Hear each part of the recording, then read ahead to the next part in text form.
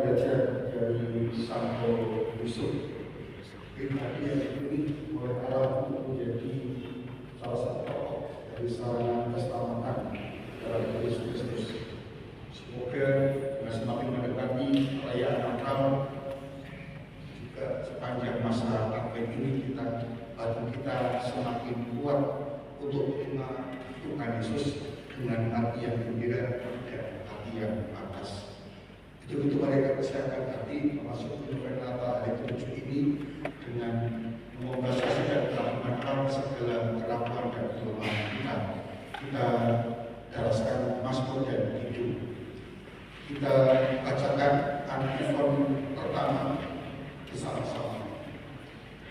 Dari Sion akan datang Raja yang harus memerintah, itulah Immanuel Agung, itulah Amin.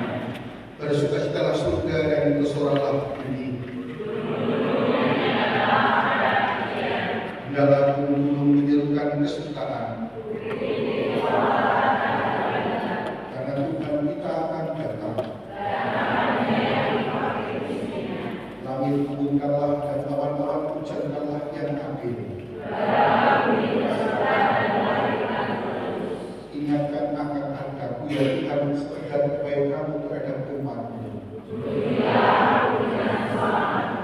Lihatkanlah kebaikan-Mu ya Tuhan. Putuslah ya Tuhan untuk anak domba penguasa dunia. Ya Tuhan Maha Kuasa, pulihkanlah kami kembali.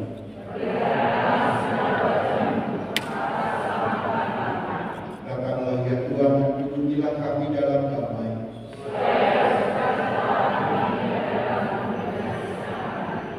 Semoga jalan-jalan-Mu dikenal di bumi. Bangkitkanlah kuasa-Mu. Datanglah ya Tuhan dan janganlah terlambat.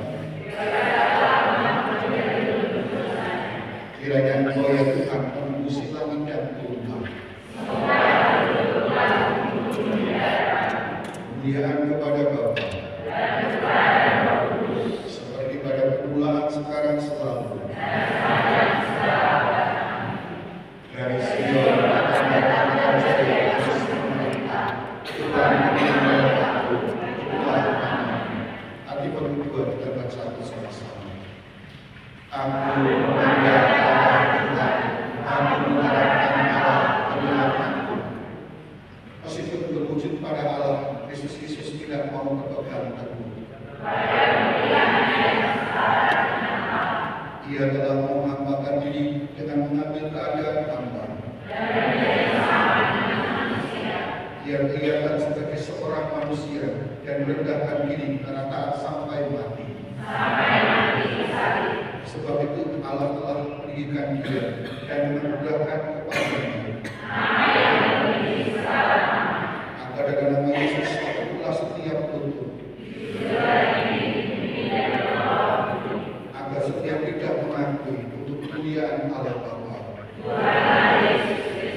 Kemuliaan kepada Bapa,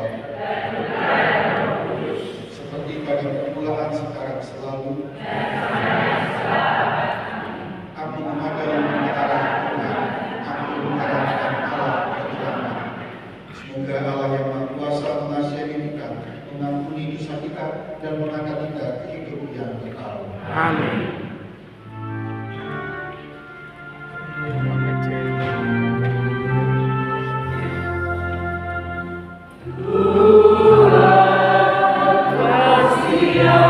Bila kami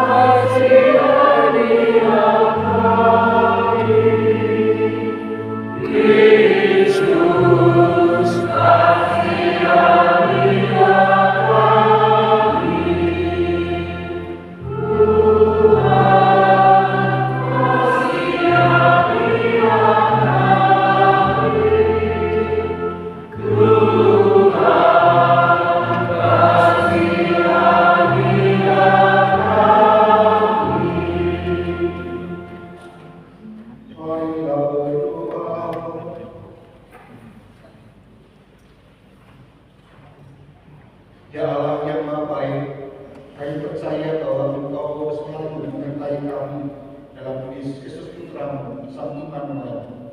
Kami mohon, bukalah hati kami agar dapat mengenal keadilan dan penyertaannya dalam hidup kami sehari-hari. Sebab biar Tuhan pengantaran kami yang bersama dengan Engkau dan bersama Roh Kudus tidak berkuasa Allah sepanjang segala masa. Amin.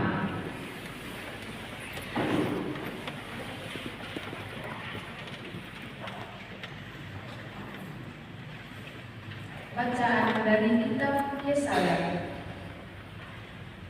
Beginilah firman Tuhan Allah kepada Ahaz bin Yotam bin Uzia, Raja Yehuda. Mintalah satu pertanda dari Tuhan Allahmu, entah itu sesuatu dari dunia orang mati yang paling bawah, entah sesuatu dari tempat tertinggi yang di atas. Tetapi Ahaz menjawab, "Aku tidak mau meminta, aku tidak mau mencobai Tuhan." Lalu berkatalah Nabi Yesaya, "Baiklah, dengarkanlah hai keluarga Daud. Belum cukupkah kamu melelahkan orang sehingga kamu melelahkan Allahku juga? Sebab itu Tuhan sendirilah yang akan memberikan kepadamu suatu pertanda.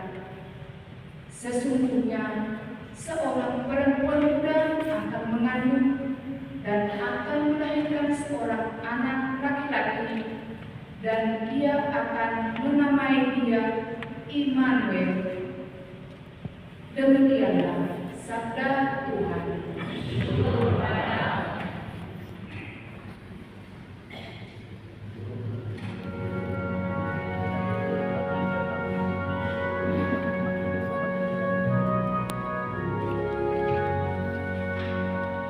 Tuhan akan datang, Dia Raja kemuliaan.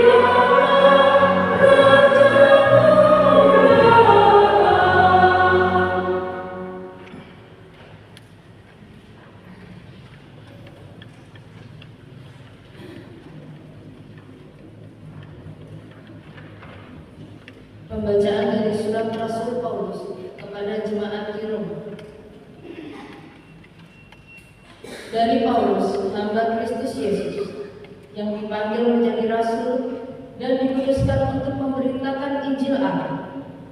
Injil itu dahulu telah dijanjikan dengan perantaraan para nabi dalam kitab-kitab suci. Pokok isinya ialah tentang anak Allah yang menurut daging dilahirkan dari keturunan Daud dan menurut Roh Kekudusan dinyatakan sebagai anak Allah yang berkuasa oleh kebangkitannya dari antara orang mati. Dia itulah Yesus Kristus Tuhan kita. Dengan perantaraannya, kami menerima kasih karunia dan jabatan rasul untuk menuntun semua bangsa, supaya mereka percaya dan taat kepada namanya. Dan kamu yang telah dipanggil menjadi milik Kristus, kamu pun termasuk di antara mereka. Kepada kamu semua yang tinggal di Roma, yang dikasihi Allah, yang dipanggil dan dijadikan orang-orang kudus, semoga kasih karunia dan damai sejahtera dari Allah Bapa kita dan dari Tuhan Yesus Kristus menyertai kamu. Demikianlah sabda Tuhan.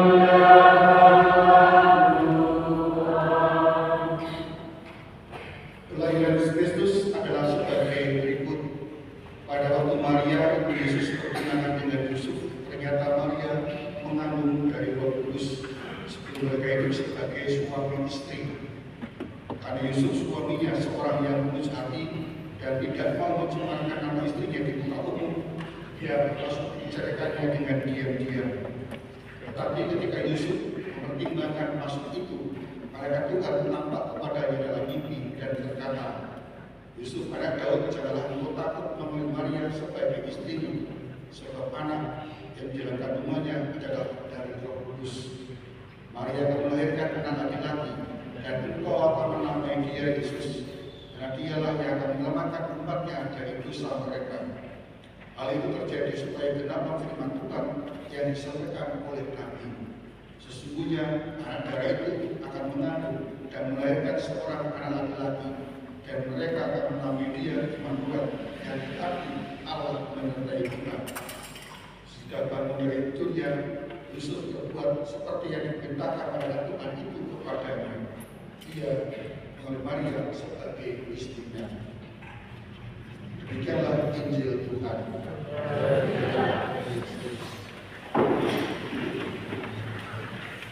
Bacaan Injil hari ini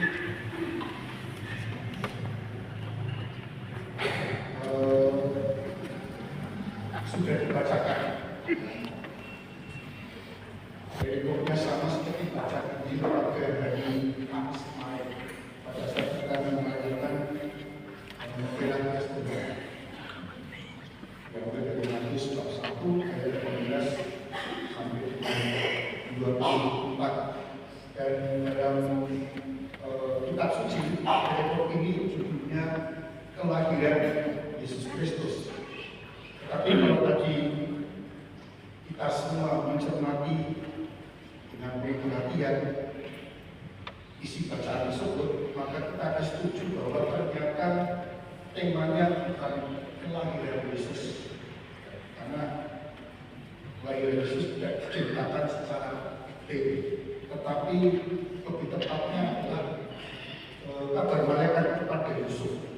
Ini sejajar atau sebanding dengan kisah kabar malaikat kepada Maria dalam Injil Lukas 1 ayat 26 sampai 38. Ini kalau Lukas untuk mengisahkan kelahiran Yesus dari sudut pandang Maria, Matius mengisahkan kelahiran Yesus atau kabar malaikat kepada Yesus, tentang Yesus kepada Yusuf. Tetapi beberapa ahli kitab suci cenderung menetapkan perikop Injil hari ini dengan judul yang lebih tepat, yaitu kisah panggilan Yusuf. Yang menjadi latar belakang dari kisah panggilan Yusuf ini adalah sebuah peristiwa yang menggoncangkan hati Yusuf dan tentunya mengacaukan seluruh rencana hidup Yusuf.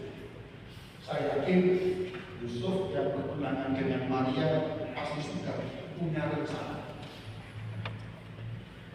Mungkin mau beli kontrakan di Perumnas itu sudah dirancang, dan aku itu upah dari tukang kayu itu sudah segini, untuk kehidupan sehari-hari itu segini, terus membayar angsuran Perumnas itu segini, dan tentu sudah merencanakan punya anak segini, lanang wedok.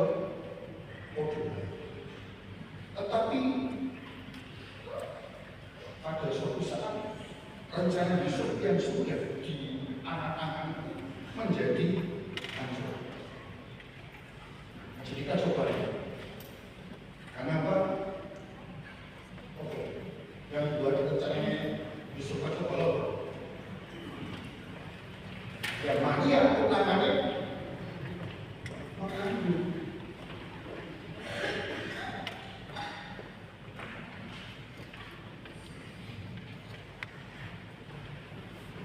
Dan itulah yang kemudian dikatakan di situ Yusuf mau menceraikan Maria dengan dia.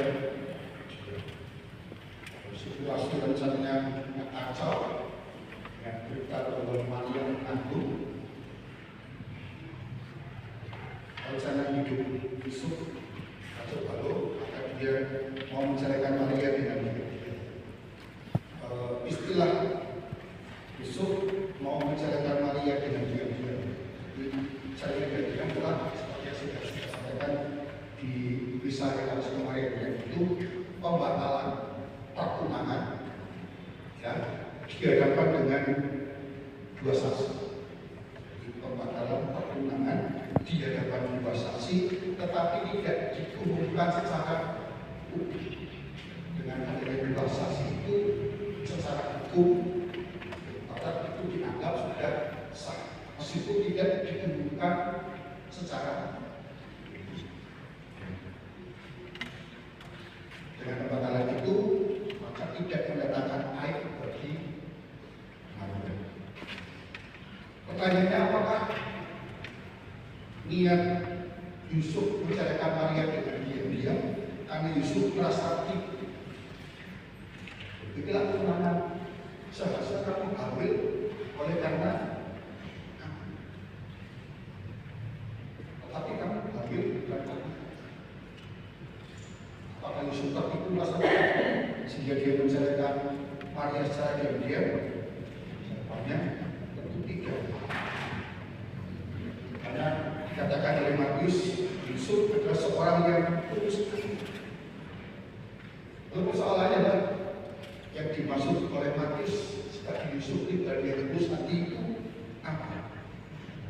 Apakah Yusuf tulus hati karena Yusuf merasa kasihan dengan Maria yang sudah hamil duluan, lalu dia menceraikan dengan diam-diam supaya tidak terjadi kebukan di kampung di sekitar mereka tinggal, Rasa saya bukan itu yang menjadikan Yusuf kemudian bisa menceritakan Maria secara diam-diam, juga Yusuf Kristus sebagai pribadi yang bagus hatinya. Menurut hukum Yahudi yang tercantum dalam kitab Ulangan, hukum Taurat, memang bila seorang suami yang tunangannya kemudian ketahuan tidak setia, saat ini berzina, maka menurut hukum wanita itu harus dirajam dengan batu. Tetapi Yusuf dan Ibu Hati itu tidak ingin Maria menerima hukuman rajam dengan batu. Jadi berarti dilempar dengan batu. Yang namanya batu bukan sing cilik-cilik, waktu sing sangat pelan-pelan minimal. Lumayan juga menempel. Nah, maka Yusuf tidak ingin Maria mengalami hukuman seperti itu, diajar dengan batu, maka dia melakukan tindakan hukum, tindakan yang hukum, yaitu dengan menyelesaikannya secara diam-diam. Jadi dengan tindakan itu paling tidak yang pertama, Maria tidak mendapat malu dan Maria tidak diajar oleh hukuman. Lalu yang kedua, juga Yusuf melaksanakan tindakannya sesuai dengan hukum Taurat. Jadi dua-duanya ini tidak ada yang dirugikan, baik dari pihak Maria maupun dari pihak Maria, selama dihukum saja dan Maria tidak malu, tidak malu. Satu sisi Yusuf juga taat kepada hukum Taurat yang berlaku pada saat itu. Tetapi menurut Matius, Yusuf tulus hati adalah karena menyadari bahwa Maria mengandung secara ajaib. Mungkin ketika Maria diberitakan oleh malaikat Tuhan bahwa dia akan mengandung Roh Kudus, Maria mungkin menemui Yusuf. Lalu dia menceritakan bahwa ada malaikat datang dan berkabar bahwa saya akan mengandungnya dari Roh. Dan di sini memang Matius tidak mengungkapkan, tetapi pengalaman barat dari kitab suci, Yusuf menceritakan Maria secara diam-diam adalah karena Yusuf merasa tidak pantas, merasa tidak layak untuk menjadi anak yang dikandung dari Roh. Jadi pada dasarnya Yusuf memahami itu sebagai sebuah rencana. Tetapi pemahaman Yusuf adalah saya lebih baik karena saya merasa tidak layak untuk terlibat dalam rencana Allah itu. Dan mundurnya itu juga dilakukan sesuai dengan hukum yang berlaku pada saat itu, menceraikannya secara diam-diam. Itu rencana solusi dari yang dilakukan oleh Yusuf. Punya rencana, saya akan menyelesaikan kesalahan ini dengan menceraikannya dari dia karena saya merasa tidak pantas, saya tidak layak untuk menjadi ayah dari bayi yang dikandung dari Roh. Tapi kata Yusuf melihat itu sebagai sebuah rencana Allah. Tapi saya tidak mau oleh Yusuf karena saya merasa tidak layak, saya merasa sebagai kurang berdosa. Dan solusinya secara manusiawi sesuai dengan hukum Taurat, saya menceraikannya secara diam. Dan sebelum rencana yang dilaksanakan oleh Yusuf, maka malaikat Tuhan datang kepada Yusuf dalam mimpi dan berkata, Yusuf, jangan engkau takut mengambil Maria sebagai istri. Anak-anak yang dalam kandungannya adalah dari Roh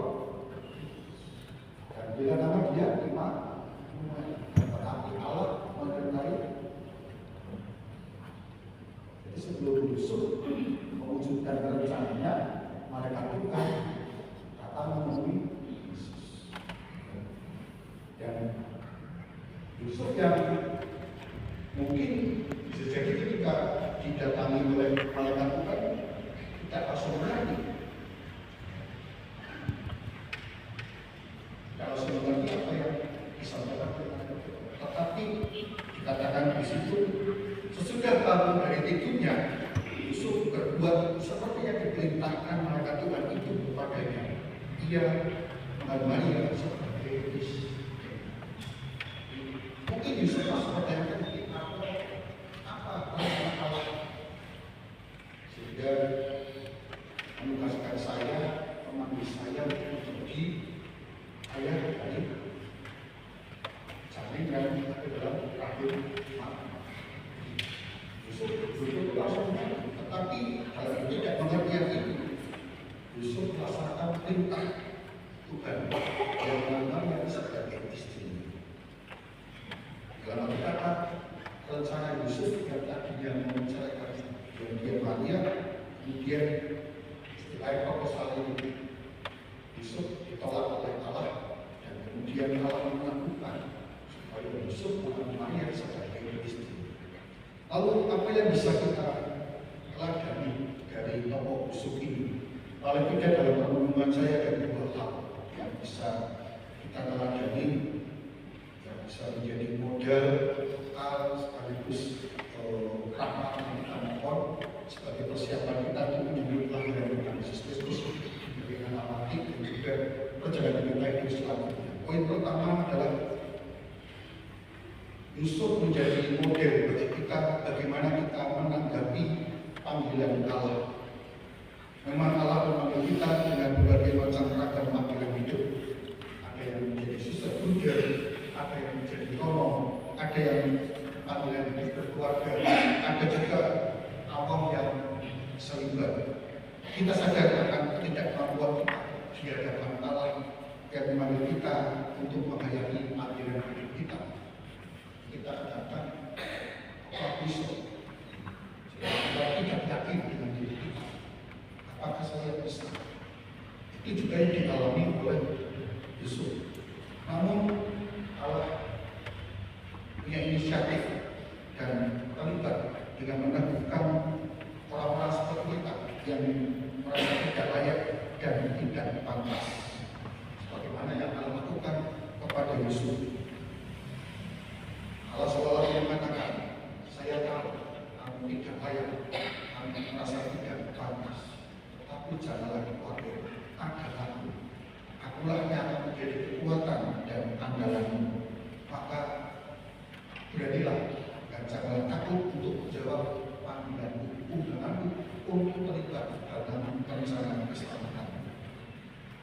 Belajar dari Yusuf, dalam ketidak pengertian ini, Yusuf akan secara total menjadi model dalam menjawab panggilan Allah. Dan kita tahu sepanjang perjalanan hidup kita baca kitab suci, Yusuf tidak pernah berbicara sepatah kata pun. Dalam praktik saya berarti dalam ketidakmengertian ini, dalam ketidakpahaman akan rencana Allah, akan panggilan Allah itu, Yusuf tidak pernah respon. Yusuf tidak pernah mengeluh. Atau dalam bahasanya, cerita saya kemarin adalah menyimpan segala perkara dalam hatinya dan merenungnya. Paus Yohanes Paus kedua yang saat ini sudah menjadi orang satu dalam suratnya yang berjudul Pentecost Christos, yang artinya penjagasan penebus. Beliau mengatakan demikian, apa yang dilakukan oleh Yusuf sesungguhnya adalah ketaatan iman. Dan memang kepada Allah yang memanggil dibutuhkan ketaatan iman, dengan mana manusia menyerahkan diri secara total dan bebas kepada Allah. Dan itulah yang dilakukan oleh Yusuf, yang total berserah diri kepada Allah dan bebas. Itulah alasan mengapa kemudian Matius menyebut Yusuf sebagai pribadi yang tulus. Itu poin pertama. Poin yang kedua, Yusuf adalah tokoh yang tulus hati, dan bukan dalam arti legalistis, tulus hati dalam arti rohani.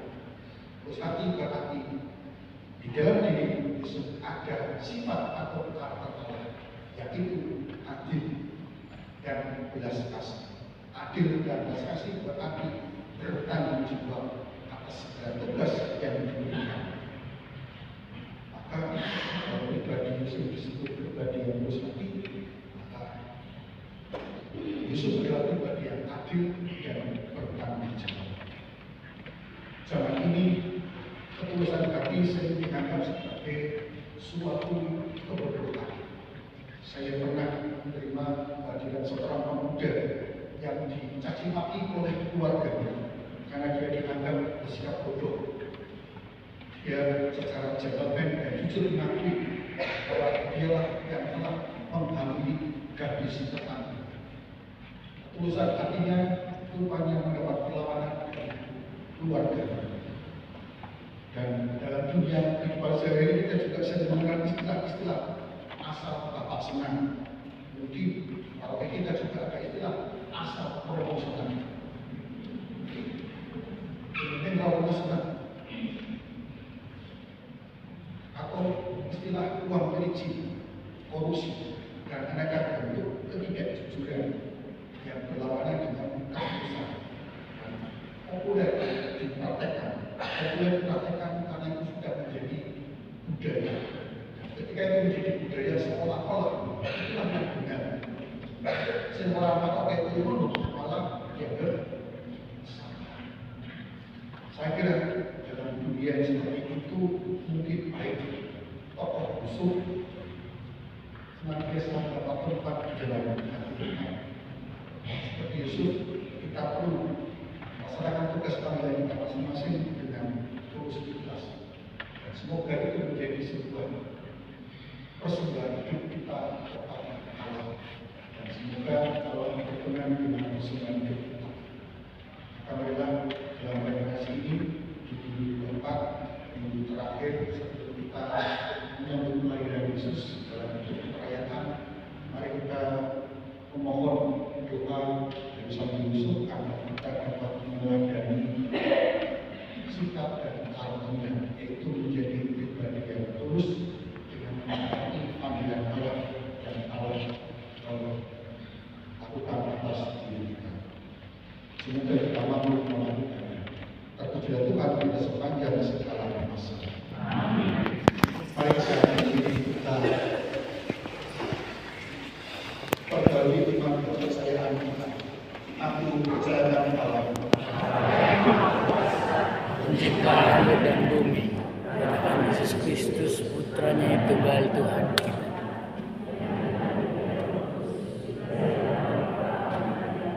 yang menderita sengsara dalam pemerintahan Pontius Pilatus, disarapkan di Bapa, yang turun ke tempat kematian pada hari ketiga, kita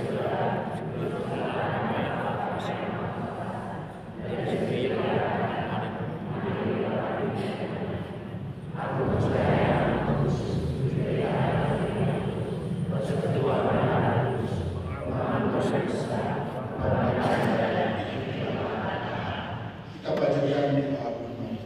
Saudara-saudara terkasih, kita kasih Allah Bapa sungguh amat agung. Marilah kita ungkapkan doa-doa kita sebagai wujud syukur dan iman kita akan kasih sayangnya. Nanti Tuhan berikan jawaban. Tuhan, Engkaulah Tuhan harapan dan keselamatan kami. Tuhan, Engkaulah Tuhan harapan dan keselamatan kami. Bagi masyarakat kita, Allah Bapa yang Maha Baik, tuntunlah masyarakat kami dalam menanggapi sabda-Mu, sehingga kami semakin mengakui misteri cinta kasih-Mu dalam diri Yesus Kristus, Putra-Mu. Marilah kita mohon. Tuhan, Engkaulah Tuhan harapan dan keselamatan kami. Bagi kaum muda, Allah Bapa Maha Baik, dampingilah kaum muda kami yang saat ini sedang berjuang menyelami arti kehidupan Putra-Mu di tengah umat manusia dengan terlibat berbagi hidup bagi sesama. Marilah kita mohon. Tuhan, Engkaulah Tuhan harapan dan keselamatan kami. Bagi kita semua di sini, Allah Bapa Maha Setia, berkatilah kami semua dalam berbagi kegembiraan Natal, khususnya bagi mereka yang kecil, lemah, miskin, tersingkir, dan difabel. Marilah kita mohon.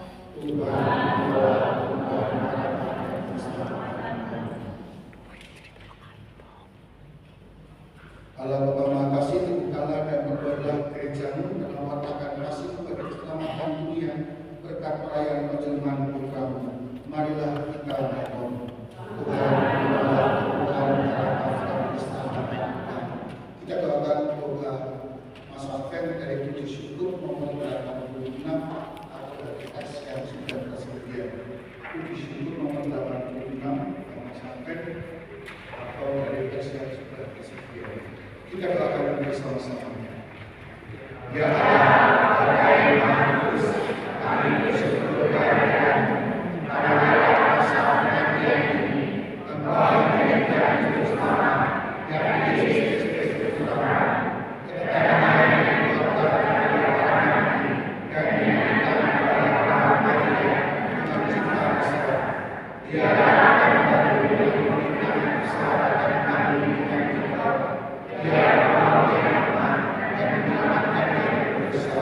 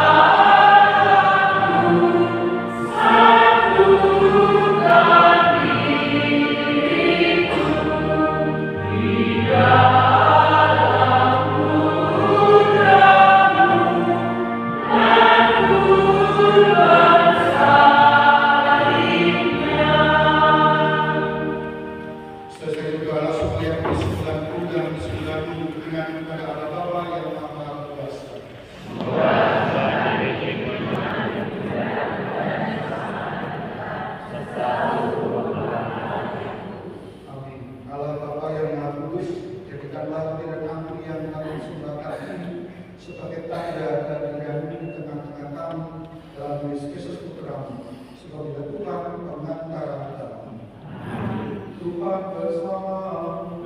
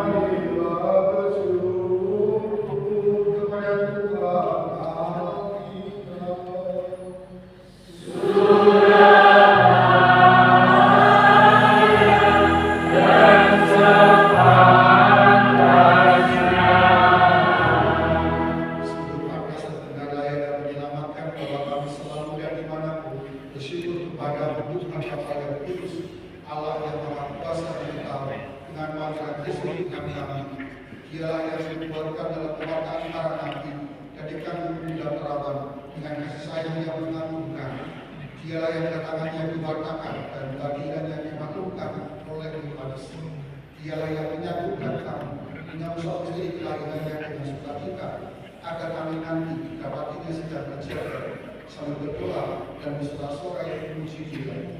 Sebab bersama para malaikat dan malaikat agung bersama seluruh kasih Tuhan, kami melakukan kepada dunia dan bumi dengan takbirnya dan bernyanyi.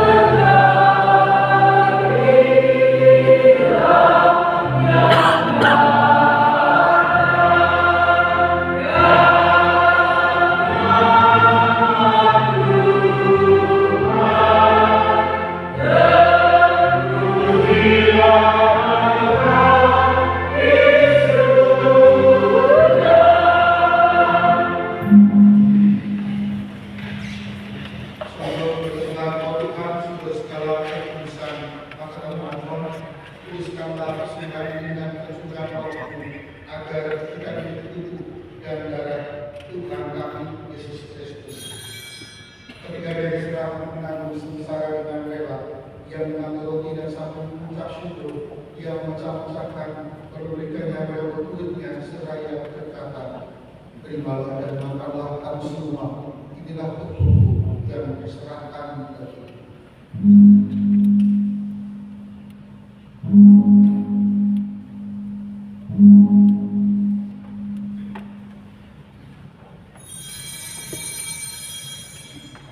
Demikian pula sesudah perjamuan Dia mengambil piala.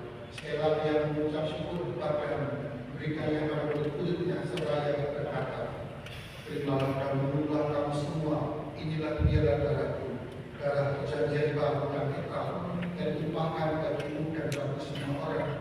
Ini pengampunan dosa. Lakukanlah ini sebagai kenangan akan kami.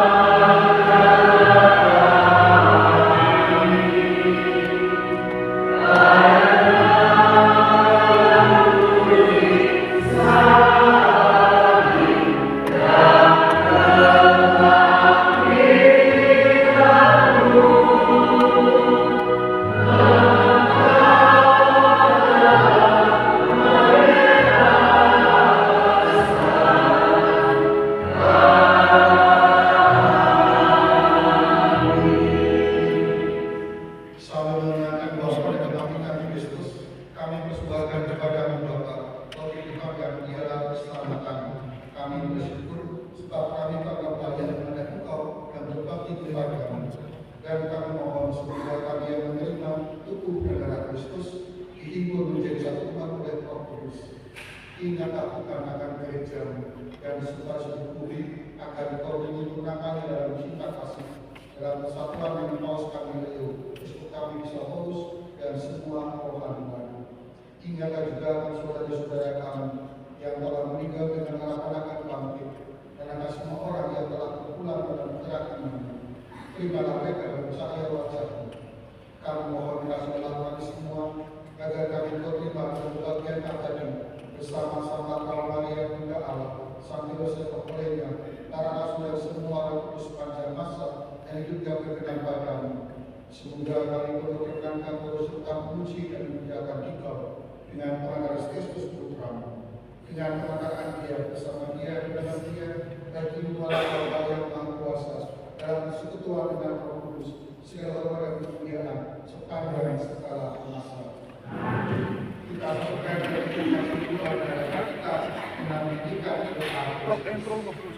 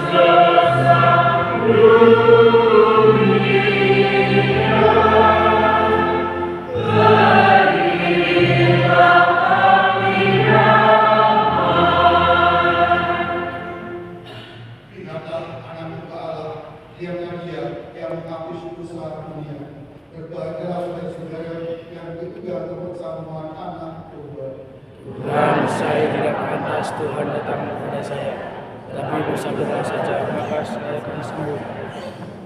Tuhan Yesus yang kita sambut demi kita hingga hidup yang kekal.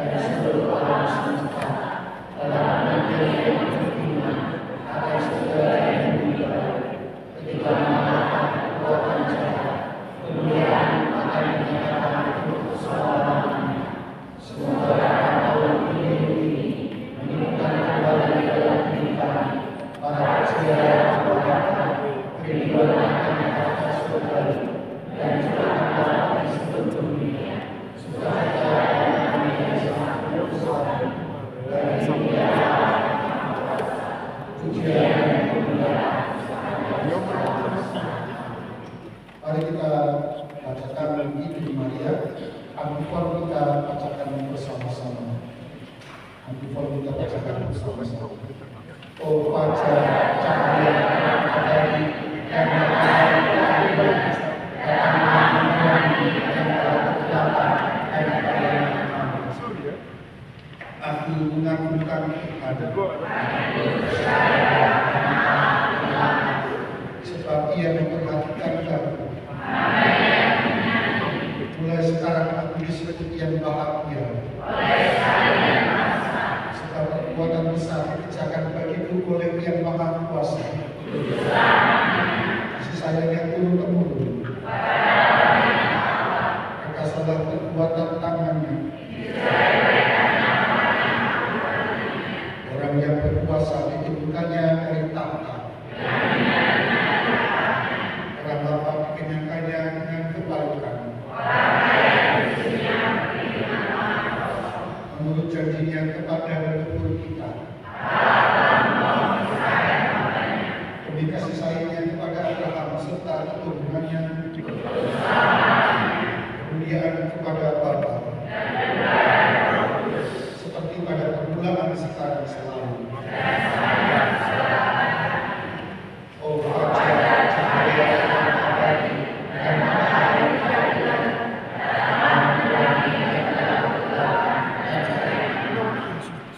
seorang perawan akan mengandung dan melahirkan seorang anak laki-laki yang akan diberi nama Immanuel. Marilah berdoa.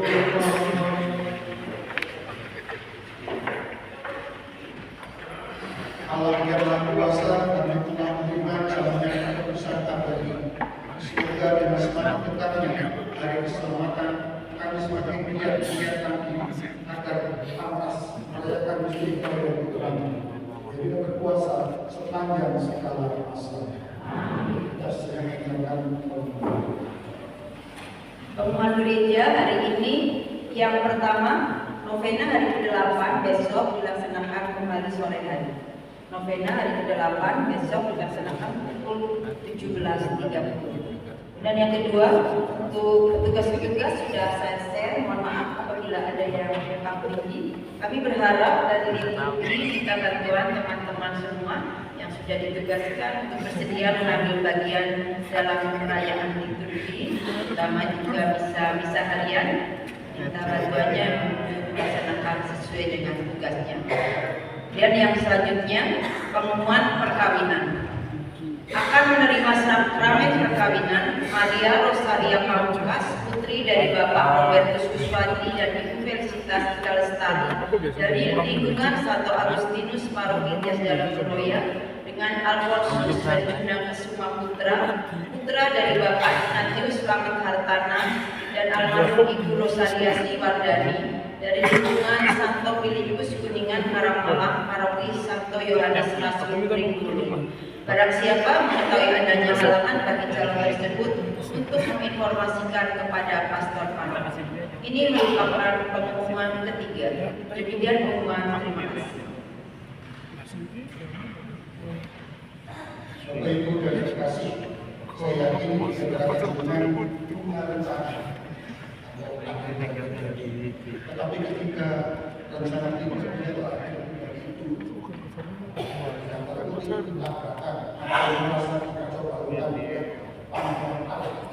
maka disitu kita harus memilih, dan pilihan adalah kita lebih mengutamakan panggilan Allah.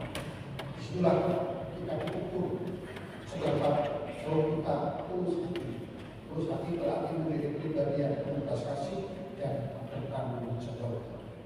Mari kita menutupi spiritualitas satu Yusuf dan juga spiritualitas Bunda Maria. Tidak perlu berkeluar-keluar menceritakan saya sudah seperti ini, saya sudah melakukan hal-hal seperti ini, dan saya sudah tidak banyak berusaha. Mari kita melakukan itu dalam dia, dalam perjalanan seperti Bunda Maria menimba segala perkara waktunya, dan juga seperti sang Yusuf dalam dia, dalam perjalanan. Tetapi kita melakukan itu semua bisa kita dengan penuh kasih dan juga dengan penuh tanggung jawab. Mari kita belajar dan berdoa dari Bunda Maria. Mari kita ini pada ini memohon Tuhan bersama.